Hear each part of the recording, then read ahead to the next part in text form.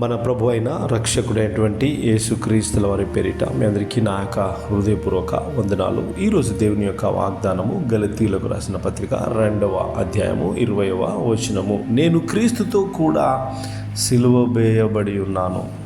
దేవునికి స్తోత్రం.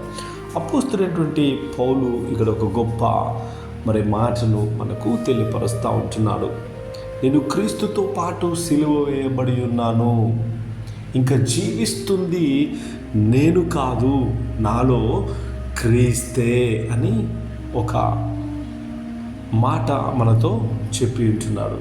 నా ప్రియమైనటువంటి సహోదరి సహోదరుడా, మనము కూడా క్రీస్తుని మన సొంత రక్షకునిగా అంగీకరించాము అంటే ఇక్కడ పౌలు గారు చెప్పినట్టుగానే మనము కూడా చెప్పగలగాలి.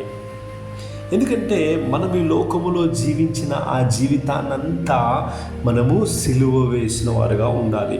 మన చూపు, మన మాట, మన నడత, మన ప్రవర్తన ద్వారా మనము చేసిన ప్రతి చెడు క్రియల్ని, కార్యాలని మనము సిలువ వేసిన వారుగా ఉండాలి.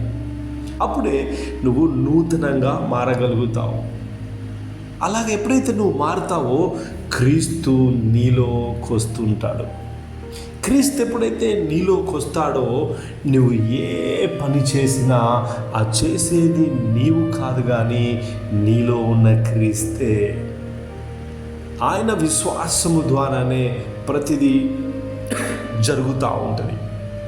కాబట్టి నీ జీవితంలో దేనికి కూడా ఓటమి అనేది రాదు. అందుకే పౌలు భక్తుడు అంటాడు కదా, నాలో ఉన్నవాడు ఈ లోకములో ఉన్నవాని కంటే గొప్పవాడు అని. ఎలా అనగలుగుతాడు అంటే క్రీస్తు తనలో ఉన్నాడు, నీలో ఉన్నాడు.